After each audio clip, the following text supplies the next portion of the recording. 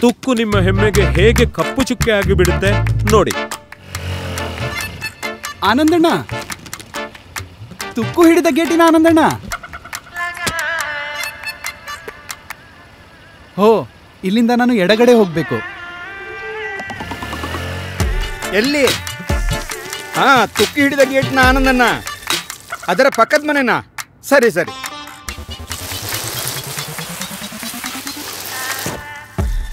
Courier ಬಂದಿದೆ. ತುಕ್ಕು ಹಿಡಿದ ಗೇಟ್ನ ಆನಂದಣ್ಣನಿಗೆ. ಇಲ್ಲಿ ಯಾವುದು ತುಕ್ಕು ಹಿಡಿದ ಗೇಟ್ ಇಲ್ಲ.